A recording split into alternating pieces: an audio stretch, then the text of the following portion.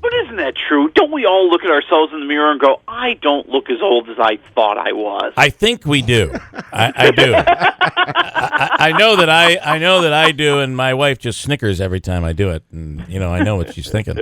But I think we do. I do. I think you see. I mean, and you see people. We look past things, right? Yep. On our own bodies and our own mirrors. I don't know what it is about the mirror, but the mirror doesn't show things.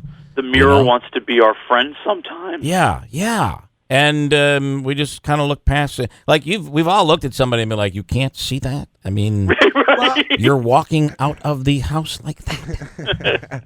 What's funny, though, is I think people overlook things about themselves. You're right about that. But there are other things that bother people that nobody else would notice. You're right. Like minute things. Yeah. That drive you crazy, like a pimple or something, and or nobody else notices. Or a woman's rear end. She will ask you. Yeah. Your answer's like, and then she's beating you up. Yeah. She's punching you for it because there's nothing you can say to her that is going to make her happy. Yeah. You're better off saying, "Is that the doorbell?" and run. That's what you're better off doing, because if you answer that question, there's no good answer. There is no good answer. Just avoid it all at all costs. Yeah. You just go into Hillary Clinton mode. You dodge, you evade, you do whatever's possible. I mean, Trump goes out of the house with that hair. Think about it.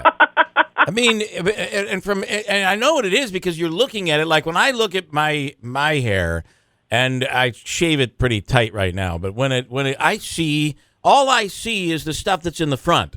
I don't have a mirror that comes in from the back and from the top and all that. I see what's in the front. I'm like, I got to tell you, I think my hair is coming back in here. It looks good. But if you were to look from the top, you'd realize, or the back or something, you'd realize, or you see a photo of yourself that's completely different. And maybe that's what Trump sees. I don't know. That's got to be it, because you never want to see a profile of yourself. Your hair never looks right from a profile. Yeah, you're right. Snowden, the movie is out. Why don't we save that one for last? Okay. All right, because I'm very, very interested. Let's start with Bridget Jones' Diary. Yeah, oh God, yeah. Now we're up to Bridget Jones's Baby, and it just feels like some relic from another generation that's just invaded movie theaters. I mean, seriously, was anybody sitting around going, "Oh, I really hope I can see more of Bridget's antics"? I mean, was there a petition out there someplace? Did I miss the protests and the marches?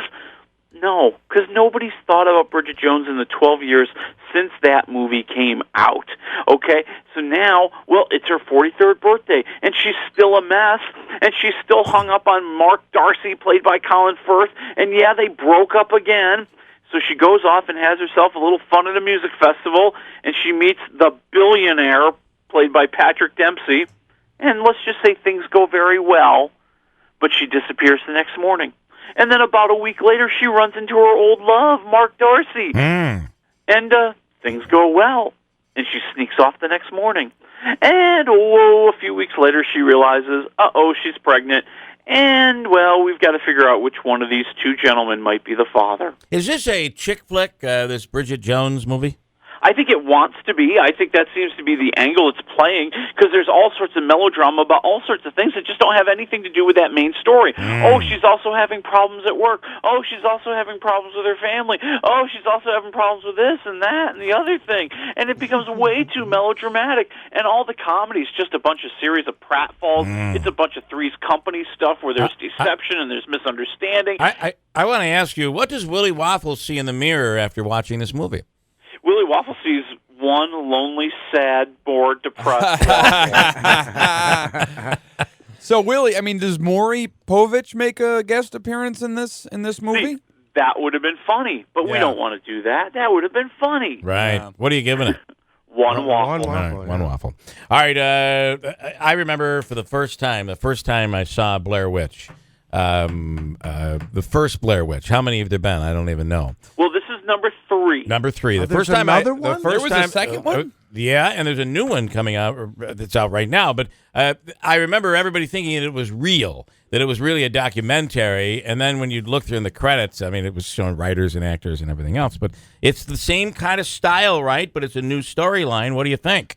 Well, I think that the original was charming and groundbreaking because nobody had ever done anything like that before. Yeah, shaky cameras and all that. Yeah, the whole found footage angle, like you said, it was the infancy of the internet. We believed that maybe this could be real, and this movie it's every other horror movie. Yeah. They're trying to tie it back to the first one by saying that this kid is the younger brother of one of the 3 original people who went into the woods in the Blair Witch Project, and he wants to find out what happened to his sister. And he wants to find out if she's still out there in the woods. And the movie just kind of goes along the same path.